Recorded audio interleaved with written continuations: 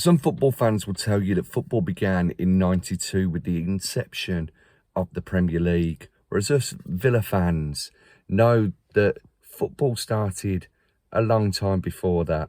We have a rich history of success, none more so than our brightest days in '81 and '82 with the League and the European Cup. But that success had to have its foundations from somewhere else. The mid-70s, a 19-year-old Scottish striker, the greatest, the whole 10 say. We're going on an adventure. We're having an interview. Listen to the credits, sit back, relax, and be with us all the way.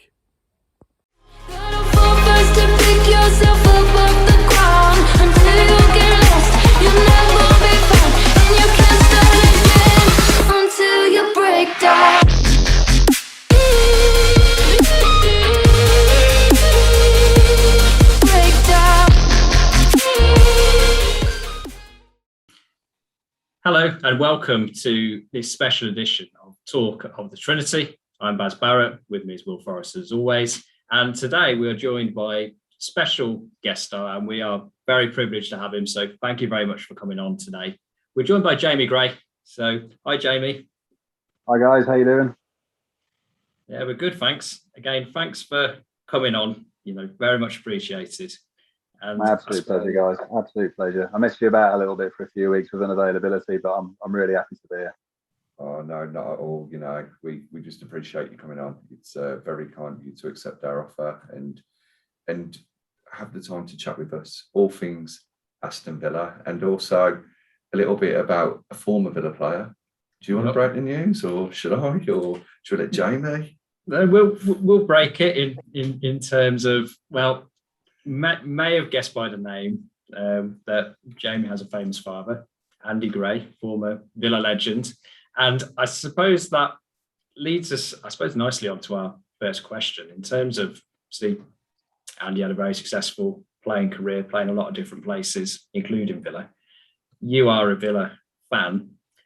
How did Villa end up being the club of choice when there was potentially a few others that you could have gone for?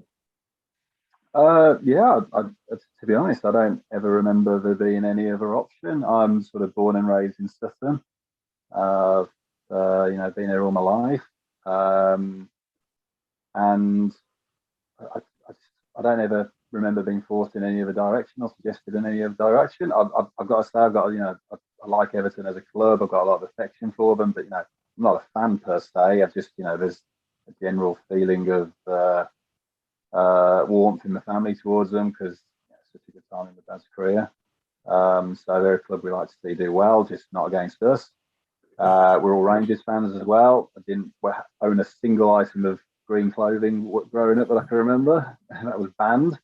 But apart from that, yeah, it's always been Villa. I've been going since late 80s, I guess, and of that sort of age. Without throwing a number out there, and that's all I've been. I've been to, well, I don't know, I've lost count of the amount of games I've gone to over the years, but yeah, heart's very much claret and blue. So when you're going down to the Villa and you're taking a game in, which is your standard choice, if you don't mind me asking? Normally Trinity. I've got to be honest. Normally because I'm on the freebies, boys, but but no, it's one of my favourite things in the world to do is take my older boy down. I've got a 15-year-old. He's Villa nuts. He's absolutely Villa nuts. So we've been in the Holt once or twice and stuff like that, and he loves it. But he's up until the last couple of years, I suppose, he's at that age where the Trinity was just that little bit more appropriate for his age, shall we say? But, no, it's one of my favourite things to do now, watch him play and and take him down to Villa. And there's still back of the Holt. There's a banner for his grandpa. He's there with some of the guys put up a couple of years ago, and the club let him keep up. And it's just the greatest. And it's him holding his PFA trophies, and it's a very proud thing to be able to do, to point him out to him. But there's your grandpa on the back of the Holt end. After all these years, it's a nice thing to be able to do. That leads me on nicely to one of the questions that we've got for you, and that is, you very much live in the dream of many Villa fans. If you're not playing for the club, representing them like Jack was doing for us up until the summer, you're related to an Aston Villa legend, a great, as you say, with his banner, his famous songs as well. What was that like growing up? I mean, I suppose we all just have our own life experiences, don't we? My mum and dad weren't together when I was a kid. So, you know, dad was off playing at Everton and places like that. And then they got back together again when I was about 12, 13, maybe something like that. So that was the first time in my life I'd actually lived with him. And we were living still in Sutton. We were in Streetley, and Sky had just taken off. And yeah, you know, it was my normal, I suppose.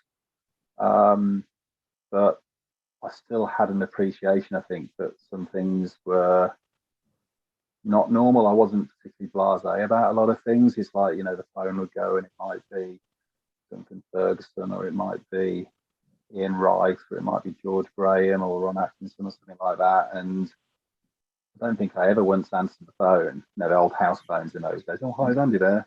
You know, who is it? Oh, it's Ian Wright. You know, I think I still, every time, still like, oh my God. You know, it was still quite a shock, you know. But you know, there's people. He was a time in his life after his football career as well, when he was very big. You know, with the launch of Sky and everything like that as well. It was a huge thing. I mean, obviously, there's a whole load of football before the Premier League. I'm a big advocate of that, by the way. You know, football started before 1992 for sure. I carry that message, but there's no doubting there was a massive change in the game in our country at that time, and Sky and my dad were at the forefront of that. And you know, he had a charmed life because of it, and yeah, there was undoubtedly perks to it. You know, I got to meet an awful lot of people and do some pretty cool things. I remember being taken after school one day to play golf at the Belfry with my dad and Dwight York and Brian Lara. That was, I mean, I think I played terrible. I can't remember too much of it. I think I was so nervous that, you know, things like that were pretty cool. And I spent an awful lot of Sundays going to the Super Sunday games. Started off the Villa ones, but a lot of times I was just going to any game. Went with my dad on a Sunday and was sat there in the studio. You know, they'd be sat there and you'd see them with the crowd behind them. And I'd be sat just behind the cameras probably, and whoever was in the studio that particular day, and you get to meet them. And inevitably after the game, you might go to the pub something and just sit and listen to them talk football. You know, and what they say off the camera is very different to what they say on it. On is the filtered down version, or you know, them being nice or not wanting to say anything too controversial, but in the pub they really let rip. And I think that's where I kind of had an understanding that these guys have experienced and know football on a different level to, you know, most of us, you know, either can and will. But then there's a negative side of it as well. You know, Dad's had a bit of stick over the years, and had a few unsavoury newspaper headlines and stuff like that, which you know, Dad lives in a world where he gets paid to give an opinion, and that's, doesn't matter what you do publicly, you're never going to please everyone. You know, you say anything against someone's football team and they don't like it or don't agree with it, and that's it. You know, it becomes quite a big thing, and your private life gets looked into as well, and people probably don't know what that's like to experience it. There's very few people who've experienced that side of it. So, you know, I've had the good sides of it, which is fantastic. I've had some really fortunate, lucky experiences as well. But then there's a bad side of it. You know, I've had press hanging outside my house as an adult. You know, and the whole Sky thing happened. I've had reporters at my front door getting my phone number, my grandparents' phone numbers. You know, really desperately going for the family, and things like that aren't nice. And I've read things on social media as well, which no son should ever read about their father. It can be cruel. There's a lot of people out there who read the newspapers and believe everything they read, or believe the angle they're presented at, and feel like they know a person, and they really don't. And that can be tough. That can be tough. But it's really hard to complain. I don't want to make it sound like I'm, crying or anything like that. As I said, there's a lot of good stuff that goes with it as well. But that's the other side of it. People don't see, and not many people get to experience. When you get a little call on a Saturday evening or something from your dad warning you that the Sunday papers the next day aren't going to be particularly nice. And particularly when you know the actual truth of what's actually gone on as well, and the reasons behind it. That's not the nicest thing. But no, it's, as I say, this is my life experience. I haven't really got anything else to compare it to, but I'm extremely proud of him. I'm very defensive of him. I'll protect him like any son would their father, I think. And certainly when it comes to the Villa, I'm really proud of his place in the club's history and what he achieved at the club. He's certainly in that first spell. We won't talk about the second spell; that was rubbish. But certainly in the first spell, he was pretty decent. He was pretty good. He was on fire, wasn't he, in that first spell? And I've only heard bits about your dad and him playing for the Villa. I'm not old enough to remember him playing for them, despite my receding hairline. But my mom was and has been a massive Villa fan for the majority of her life. She did start off supporting Leeds, very strangely, but my granddad soon, I don't know why. She turned around into supporting Villa though. My granddad used to take her. He was chairman of the Longbridge Lions at the time, and he'd go down to the training ground and whatnot, and he'd speak to players. And my mom got to know one or two of the players and chat to them as well. She said that she spoke to your dad quite a few times and what a lovely bloke he was, but mainly what a great footballer he was and what a great striker he was for the Villa, especially that partnership that he had with Brian Little. Oh yeah, absolutely. Him and Brian was something special. I mean, I'm not quite old enough either to have seen him play in that first era. I was born in 1980, so I just missed it. But I am a big fan of history, and like I say, there's a whole load of football before 1992, and there's a whole load of football before my experience at Villa. The club was there long before Jack Grealish and Dwight York and my dad and stuff like that. And it's you see it quite often on platforms like Twitter, where people's viewpoint of the club and the past and stuff is limited to only what they know. And I'd sort of encourage anyone to look into the history of the club and read up and speak to people and stuff like that. We've got a fantastic long history full of great players and very few, if any, better than Brian Little, who my dad always says to this day was the most naturally gifted footballer he ever played with, ever, in terms of natural talent and what he could do with the ball. Brian, every time he says. That's it. People forget about, as you say, that period of football before 1992, and that as great as Jack Grealish is, and you will bang the drum for Jack Grealish being a generational talent, you had the likes of Brian Little, who unfortunately his career was cut short, wasn't it, through injury? Yeah.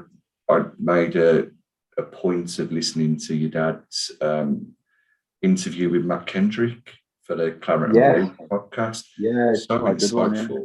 Really, really great. Listen, learning about how we came to the Villa, from Dundee United at the time. Yeah, 19 years old, just 19. Yeah, just a baby. A big move for a player at that time and at that age as well, really, to come to the Villa, then to become the focal point, to go and win the accolades that he did individually for the team before moving on and having a great career at other teams such as Everton and Wolves as well. And you say he returned to the Villa eventually, and it was interesting to hear how that second spell went also, the conversation with Graham Taylor about how he felt that he could offer wisdom to the younger players that were coming through, and it maybe didn't work out for him at that time, but then moving on to Sky as well, and eventually playing for Rangers. Obviously not after Sky, before Sky. Yeah. But it was a lovely story to hear how he went from a young lad playing for Dundee United, played for a lot of great teams in England, and ended up eventually at the team he supported.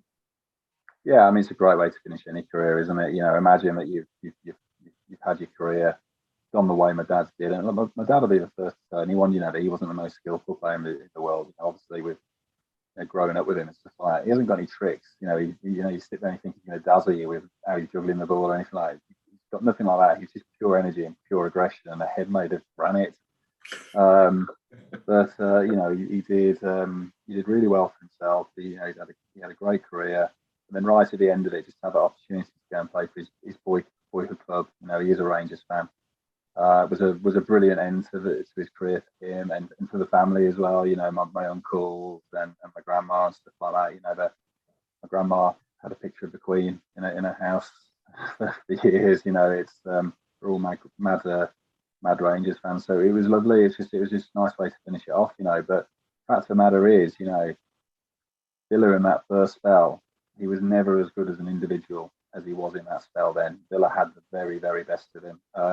They say about injuries to Brian. Gary Shaw's another one. Oh my God, imagine the career that Gary Shaw could have had. But all those guys then played with cortisone injections. They played when they were injured. They played so many games that they shouldn't do. The pitches were heavy. There wasn't the squad rotation. They didn't have the surgery and the rehab methods that they do now as well. So something that these days might be like a bit of keyhole.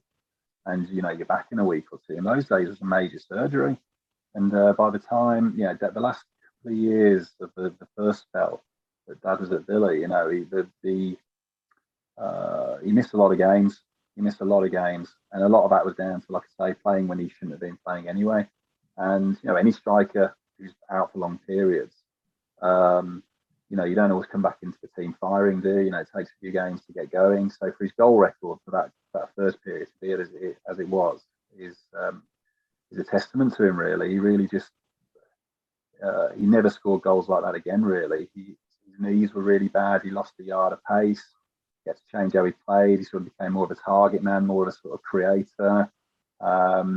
And you look at him by the time he sort of went to Everton, where obviously had great success, but he was a very different player to what he was at Villa. But obviously, still doing a good job and winning the bulk of his trophies there. So he will argue with you that he was still a very good player, but he'll also concede that as an individual at his absolute peak, it was Villa 75 to 79, and probably for a couple of years he was probably as good as anything in Europe, which I don't know if there's many Villa players who can say that.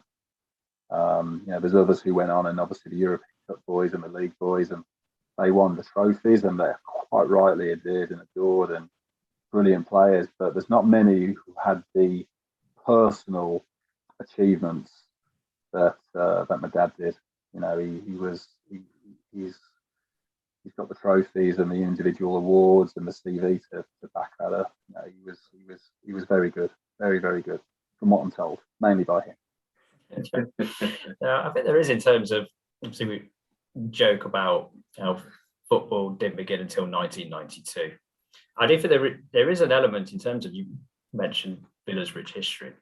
There almost is sometimes an element of Villa history didn't begin before 1982. And obviously we make, as fans, quite a big point of having won the European Cup, and we do throw it at other fans of clubs who haven't won the European Cup. Yeah, definitely so. I mean, Chelsea winning the European Cup was one of the most disappointing nights of my life, kind of back in 2012. Oh, they bought it. Yeah, but I do think that from a Villa perspective, 81, 82 wouldn't have happened without that team of the mid-70s going through to the late 70s.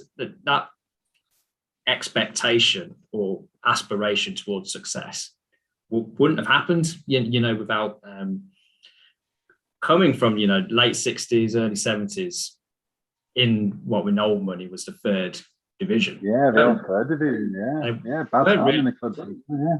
Yeah, so for one of the better words, we weren't any good. So I think in terms of welcome, right? Yeah, and being able to have in our team players of that caliber, I think does demonstrate how well the club had rebuilt in that time. And also, you don't get from playing in the third division to winning the European Cup without something in between. And we've talked about Brian Little. Obviously, I wasn't seeing him play myself either, but in terms of skill, a lot of people have matched what your dad said in terms of him being, one of the best players we've had, and players who were in that kind of period, mid to late 70s, but through injury and other reasons didn't quite get to 82. Do sometimes get a bit overlooked, and so I think it's good to take stock and remember that even then we had some good players and we had a good team. Oh God, yeah. I mean, I know quite a few people who saw, the teams from those eras, both eras. People, a little bit older than ourselves, who actually preferred the 76-77 team. They finished fourth ultimately, but my dad was injured at the end of the season, and they had a few other injuries. And they had in those days, you had the cup replays, and you could end up playing games 2, 3, 4 times. And they had a massive fixture back up towards the end of the season. And there's a lot of people who says, that cost them. The home record, they only lost once all season at home. I think that was to Blues. The away season wasn't quite. The away form wasn't quite as good, but they weren't many points off the top of the table. And there's a school of thought that they could have quite easily won the league that year as well, if maybe they hadn't gone so well in the cups or a few things had gone their way. But in terms of entertainment and the amount of goals they scored, I mean, my dad, Brian, and Johnny Dean scored an unbelievable amount of goals between them. Over 70 or something, I think, if memory serves. So I know I might be wrong on that one, but I'm sure it was around the 70 mark, which is just incredible. And some of the best teams of the time, Liverpool, Ipswich, Ipswich were very strong at the time. I think that's when Bobby Robson was maybe in charge. I think both of those teams they beat 5-1 that season.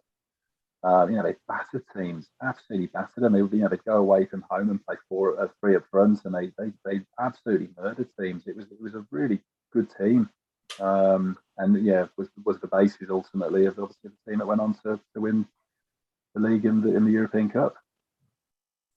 You say about that game against Liverpool, the 5-1, wasn't it? And they were well Mostly ahead at half time, yeah. And then we've had something similar in more recent times for us to remember and also see on television, with that big score last season was obviously a great result for us. What a shame there's no fans there for that. What a shame. Can you imagine the atmosphere in that ground on that night if there had been fans in there? It would have been biblical. It would have been amazing. What a shame. But at least there's footage of it, I guess. There were a lot of results like that, weren't there, last season, where you think if only there'd have been fans in there to be able to take in the game and the results. Because over the last, I think we had a look earlier, we did a week or two ago on one of our podcasts, we spoke about how we've been doing under Dean Smith. And we've not got a bad record against the Big Six really recently in recent times. We beat Chelsea last season, Tottenham last season, Man United this season, Liverpool, Arsenal, 3 times on the trot without conceding. It seems that we are very much on the way up at the moment. How are you gauging the current team? I think that's a great way of looking at it, to be honest. We had a little chat before we started recording, and part of modern football, and I think with social media platforms and stuff like that, is that the fans of all clubs who are trying to achieve what we're trying to achieve, and there are quite a few clubs. You've got to remember that we're not the only one trying to get there. There's lots of clubs trying to get to where we're trying to get to, but it is that inconsistency which sets you apart from the very top teams. When they don't play well, or they're missing a few players, or they're not quite at it, they've still got enough to grind out the results, grind out the wins, and stuff like that. We're on the right route because of all those teams you just mentioned that we are capable of beating. This season at the moment is summing it up very well. We go and win at Old Trafford first time in God knows how long. We beat a very good Everton team 3-0. And then you look at some of the other results and it's like, it's so frustrating because what we're capable of and we haven't just quite turned up on the day. the Brentford result was disappointing, but you look at their results, they're going to be a bit of a Sheffield United this season. I think there always seems to be one team who comes up, they're a bit of a surprise package, play a slightly different formation, then they get relegated second season. But, that wasn't a terrible result, I suppose, in hindsight. Tottenham, going to Tottenham should never be easy, but you can concede that they haven't been quite at their best. And then obviously the result of the weekend, which there's nothing to say about it. It's a game you should never, ever lose, and somehow we've conspired to. So it is frustrating because there just isn't that level of consistency there. But that is the challenge. That's the challenge of bridging that gap. And that's why the teams at the very top are there and they accumulate the points that they do because of what I've just said. Week in, week out, they can rotate players, or if injured players aren't quite there, they can still get those results. But we're one of a number of teams in the league, ourselves, West Ham, Everton, there'll be others as well who are capable of finishing 6th or 7th, or we're also capable of finishing 14th. But there's a lot of teams like that. And now you look at what's happened at Newcastle, and that's going to throw them in the mix as well, inevitably. Just another club with money to spend, and we're all chasing the same players. The scouts undoubtedly are all looking at a lot of the same players as well. You're trying to find that little gem that someone else hasn't quite picked up. It's anyone who's obvious, and Man United, Man City, the Chelsea are just going to snap them up. So it is really tough, and this is one of the reasons that I was saying before about football pre-92.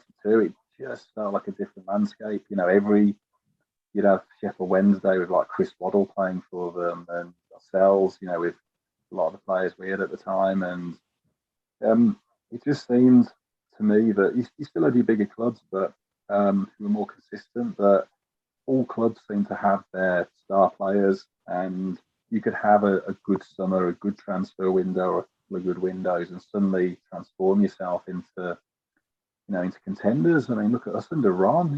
It was we nearly won the league, the first ever Premier League. We did it with Graham Taylor. We've had these years where we've done well, but it's tough. It's taken a little bit of the soul out of it for me. But I love where we are with our owners. I love the ambition. I love where we're trying to get to. But I think I'm realistic about just how tough it is. It's so hard, to get all the best coaches, the best scouts, the best academy setup, all that sort of stuff. It is really, really tough to bridge that gap, particularly where we've come from, having been so badly run for so long. It takes a while to recover from that. I just hope that fans remain patient and keep a bit of perspective about where we've come from, having been, from what I can gather, within hours of liquidation to where we are now. But it's actually nice to be disappointed with some of our results. That's a liberty we almost didn't have. And you can't carry on indefinitely just saying that, well, we nearly went out of business and all this sort of stuff. We have to keep moving forward, but it's so tough. Like I say, we're not the only club trying to get to where we're getting to, and there's only so many spots. The top 4 is top 4. There can literally only be 4 clubs there. The top 6 is top 6. It's you've got to overcome that, and that is the next challenge for us, without doubt. And I really hope we get there sometime soon. But it is tough, guys. It's really tough. You can definitely see the strides that we're making now as a team, as you point out. It's just those challenges of the other teams around us. And you look at last season, and I think the 3 teams that we did the worst against were Man City, which you expect, really. Yeah. But then it was Burnley and Brighton, and you now at that sort of expectation where you think, hang on, we've gone and beat Arsenal 3-0. We're 2-1 up against Burnley, and we've managed to throw it away. But there's definitely more higher expectations for fans, which is obviously nice to get back to. I think the last time we had these expectations was probably under Martin O'Neill, and before that he was John Gregory and Brian Little. And I remember seeing something on Twitter which really hit home, and I thought, well, that's a great way to see things at the moment. It was Man United fans saying we should be beating teams like Aston Villa if we're going to be challenging for the league.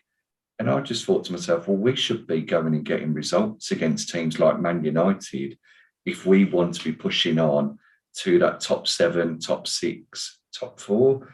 We've got to now make that step up. As great as it is to say we went toe-to-toe against Chelsea, ultimately, we still came away from West London with no points, unfortunately. And it's great to see us playing as well as we did, but you've got to start turning those performances into wins if you want to finish high up in the league. Yeah, and that is a real challenge. And there's so many games where our fans are saying we should be beating you, and their fans are saying, well, we should be beating you. You know, the expectations are massive, you know, but this is, you know, I said to you before, you know, my oldest lad's 15, and this is the best he's ever seen Villa.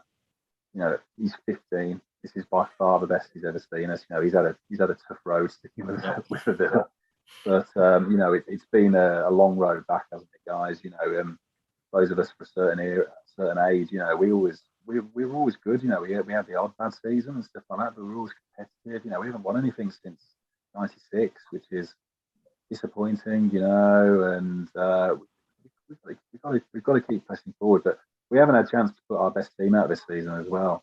You know, Leon Bailey, we can see the guy's sensational. He's a match winner. Players like that, any team is going to miss. You need players like that on the pitch, and we haven't had opportunity to do that yet. I think I'm like a lot of fans where I'm not entirely sure what the plan is when everyone's fit and where everyone's going to play. You do need the squad, but you know, who do you drop? Who's not going into the team? But I refuse to believe that we bought these players without there being a plan. I'm just not quite sure what it is yet. You know, you don't buy Danny Ings to not play him, and I don't think you don't play Ollie Watkins either. You know, Ollie Watkins is as good in the league as anything outside the top four. I think the one thing he's lacking is he's not a killer finisher. You know, you wouldn't put your house on him one-on-one or anything like that. You know, he got a nice amount of goals last year. He did very, very well for himself, but he's not a clinical finisher, is he?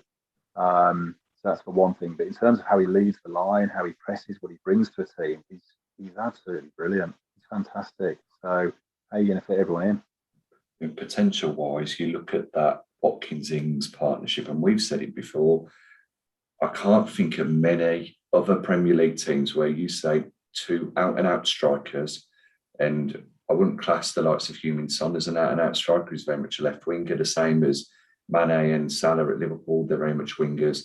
There aren't many teams who have got two better strikers than we have at the moment. Do you think that Watkins and Ings is potentially the best strike force that we've had since the likes of your father and Brian Little, or would you put any other ones into that category in between? I think they've got a way to go to get to that level. I mean, it's really nice to see two playing up front because you don't see it very often these days, do you? But they do look like they're taking a little bit of time to gel. You know, Ollie in particular seems like he's just struggling to figure out maybe how best to utilise himself with Danny. You fancy that Danny will maybe be the one that will drop off a little bit, but likewise, the guys are an out-and-out finisher, so you want him around the box. But and you don't see many old sort of traditional wingers anymore, do you? You do sort of get these wide inverted players like, you know, Marcus Rashford and Greenwood at Man United are two great examples. Now, they're not traditional wingers, are they? You know, they get a lot of goals. Salah, Mane, all these players, they do play wide, but they don't play like Tony Daly, do they? It's not all about killing people in the outside and getting to the byline and getting crosses anymore. It's very much all driven towards goal and getting those goals. So the game has evolved in that way. But you know, you've got so many great partnerships. I mean, John Carew and Gabby, when Gabby was young and he was red hot, they were brilliant. Dean Saunders and Bailey Atkinson would be a personal favourite. Dwight York and Sabo. You know, Sabo took a little while to get going, but when he did, you know, and he had a great career after he left Villa as well. We've had some great strike partnerships over the years. You know, Peter Witt and Gary Shaw, European Cup winners. Gary Shaw was, I think, Young European Player of the Year. Just brilliant. You know, so I don't think you have to go as far back as Dad and Brian for them to reach a level which would be considered a success. You know, just at the moment, they just need to figure out how to play together a bit more effectively, I think. And I'm sure it will come, but we need it to. We need it to. You know, we're getting into like the end of October now, and they've had, after a slow start and a few injuries and stuff like that, they've had quite a few games together now. And there's a few little things you can see, but if I'm honest, at the moment, at this point in time, it's not quite working how we need it to. But fingers crossed it does, because if individually they're both sensational, if they can make that work as a partnership, that would be absolutely frightening. Especially when you add someone like Leon Bailey into the mix and Buendia. I think Buendia will come good as well. My stepdad used to work for Norwich City, and he was there when Buendia was there, and he absolutely raved about him. What a brilliant footballer he was. So he hasn't quite settled in yet. I think the fact that we're having to play five back probably a little bit more than Dean wanted to because of injuries to Bailey and the like, and Traore has maybe taken him out of the team a little bit more. But I think he's good. He's going to be another excellent addition as well. But Danny Ings and Ollie Watkins up front, who saw that coming a year ago? So fingers crossed. Fingers crossed. Good problems to have, and certainly, as you say. And saying, as you were saying, unfortunately, your son has had to deal with players up front not of that calibre during his time supporting Villa, shall we say? So, good problems to have. No, absolutely. Right. We've got a few quick fire questions. We've been talking a lot in terms of Villa memories and such things. So, nicely leads us on to, what is your favourite Villa memory? In terms of whether in the hospitality at the Trinity or in the away end somewhere. Wasn't always. I would have to say the 94 League Cup final. 96 was more comprehensive. We played better. We dominated the game. But the difference in 94 was that no one gave us a chance in hell. And my Man United were all conquering, and it was just a case of them turning up and turning us over. And we'd only just missed out on winning the league the season before, so we weren't any mugs, and there was a lot of disrespect towards us. And I was 14 years old, I think, memory serves. And it was the old Wembley, and it was just brilliant. I think the last 10 minutes of the game felt like they lasted 10 years. Just desperate for that whistle to go, and they wouldn't. And it's funny at the time because everyone played 4-4-2 and Ron played 4-5-1, and it was seen as like this tactical, revelation. He put Graham Fenton in, I think, didn't he? And it's like, oh my God, he's put an extra man in midfield, and he pulled Daly in wide, and no one would bat an eyelid about these days, would they? Probably common sense against someone like Manchester United. But yeah, that was up there. But I was there in '96 as well. I've been there with some of those famous wins against Inter Milan and Last Stand of the Holt and the Tranmere game, and all those sort of things. But '94 at Wembley, for me personally, in my lifetime, was something special. I think you remember things slightly different when you were a kid as well. Very rose-tinted glasses, but it was, it was brilliant. And the '92-'93 season as a collective, when we nearly won the league, I went to a lot of games that season as well, and that was brilliant. I remember beating Liverpool at Villa Park 4-2. I think Dean Saunders had not long joined. I can't remember if it was his debut or not. But he got a couple of goals, and it was the atmosphere inside Villa Park that day was absolutely unbelievable. It was brilliant. Loved that game. Brilliant. So who's your all-time favourite Villa player? It's been a few over the years. I think it was more from when I was a kid, when I really fanboyed over people. I think when I got older and sort of exposed through my family circumstances more to meet these people, and it maybe humanizes them a little bit more. But when I was a kid and I wasn't really doing that so much, they're still absolute heroes to you, aren't they? So I think Dwight York was my absolute favourite.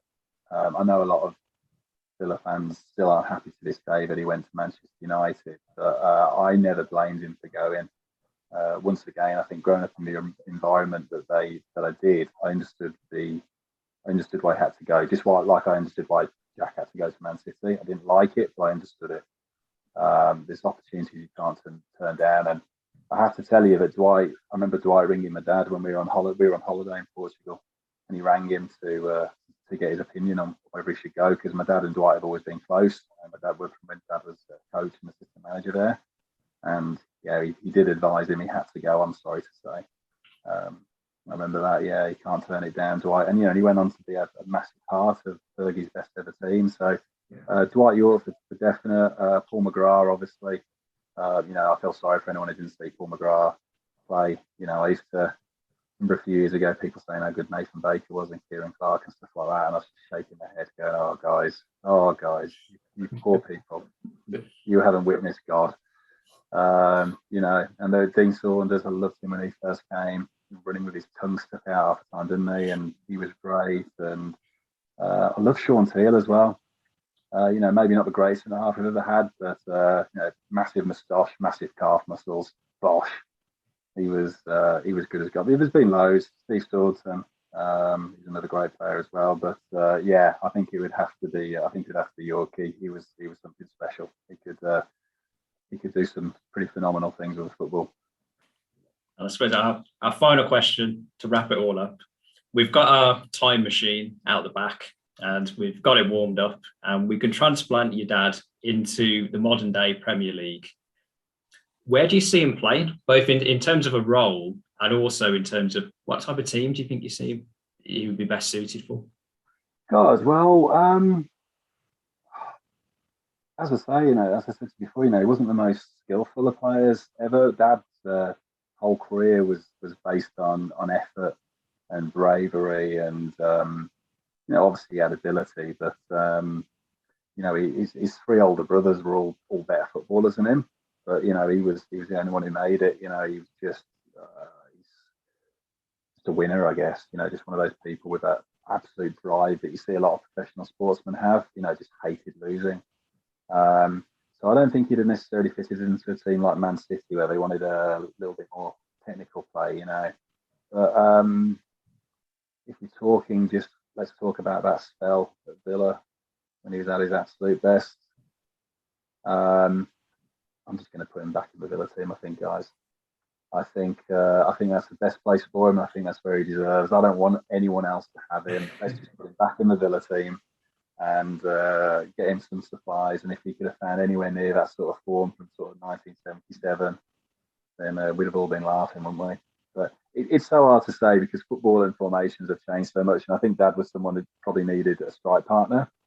You know, he wasn't going to take the whole team on and dribble half the length of the pitch and bang it in the top corner from 20 yards. He's someone probably who did need a strike partner. So it's a difficult question to answer. Even more so when you gave me the question before we came on, and I still can't give you a better answer for Villa. But yeah, let's go with that, I think. But see, if you don't mind, I've got one last question that I've been desperate to ask. And the reason I'm desperate to ask it, again, it links back to one of my parents liking the Villa. My mom loved the Villa, and we have debates about the best players, the best chants, the best songs as well. You see where I'm going with this. My all-time favourite song was always the Dwight York song because of it being so original. Oh yeah, love that. Yeah. And she always said, "Oh no, Andy Gray to Rod Stewart's Sailing. Oh Andy, you're the greatest." The whole end say. And you see on Twitter that people try to get great new songs for players, the Bailey song, for example. But there's a lot of rubbish songs nowadays. If we could get the Andy Gray song back for a player nowadays, who would it be? Who would you like to see take over that song, if anyone? My honest, totally biased answer to that, guys, is that I don't think there's anyone there at the moment at a level to deserve it. You know, I've been incredibly selfish. I appreciate that, but I think Jack, just before that, was at a level that I've rarely seen in my time playing. Jack Grealish had as much football talent as I've ever seen in the Claret and Blue. You know, I think hopefully in years to come, opinions on him will soften. You know, the emotions will drop, and he'll be respected and thought of for the player he was for us. You know, if I was to pick an all-time Villa team, he'd be in it. I think he's that good. But other than that, I'm going to save that song for someone until someone comes along and bangs in 25 league goals in the season, guys. Because I know Tammy did it, but that was in the league down. No one's done it since my dad did it in '77. So that record is a long time standing. Peter Wibb did 20, I think, and he's the last to do 20, which is still incredible. but no one's done 25. So if someone can get close to 25, maybe I'll consider it then. Do you know what? I think that's a fair enough point, and hopefully we won't be waiting too much longer. Whether that's Ollie Watkins, Danny Ings, or even a Cameron Archer coming through, or Louis Barry and getting 25 goals. Hopefully, with the greatest respect, your dad's record is broken one day. You know what? Yeah, as a Villa fan, these are the sort of records you want to see broken. You know, because it means we're doing really well. And if we've got a player to come along and score that many goals in a season, it's going to be brilliant to witness as a fan. That's a lot of goals to score in a season. It'll be a great season as well, won't it? If you're getting 25 goals, you're going to be finishing high up, and we're going to be the team that people are gunning for. Yeah, no, absolutely. So, you know, we've, I don't know if maybe he's got a few records that I think he was a PFA and PFA Young PFA Player of the Year award in 1977. No one's done that since, apart from before. No one did it before, and no one's done it since, apart from Ronaldo and Gareth Bale. He was Golden Boot winner. Obviously, he was a British transfer fee record holder as well. And this is what I was saying to you guys earlier. You know, about he might not have won the league, he might not have won the European Cup, but his individual merits, things he won as an individual, I think stand up against any Villa player of the last 60, 70 years. There's very few Villa players, no matter how good they are. Paul McGrath, Sid Cowan, Brian Little, probably arguably our top three, in my opinion. But none of them can claim any of that, I don't think. And that's something I think quite rightly to be proud of, you know. And I'm no different to any son, I guess. You know, I didn't see him play, so you know, maybe I cling on to these things a little bit, but it just comes from a place of pride, really. You know, you know, he did those things for the club that I love and my son loves. You know, it's a great thing. That's great. Well, thank you very much for joining us, Jamie. I mean, we've been left on a search for a record breaker. The search goes on, but what doesn't go on, because you found it, is the end of another great edition of Talk on the Trinity podcast. Once more, thank you, Jamie, for joining us. Really great insight Absolute pleasure into all things Villa. And check us out on the Twitter page at Talk Trinity. We're on YouTube, Apple, Spotify, Google. We're here, we're there, we're every fucking where. That's one. John McGinn can have that one, by the way. I'll tell you that. So thank you very much for joining us, Jamie. Thank you very much, listeners, for listening and watching. And we'll catch you again next time. Up the Villa. Up the Villa. Up the Villa.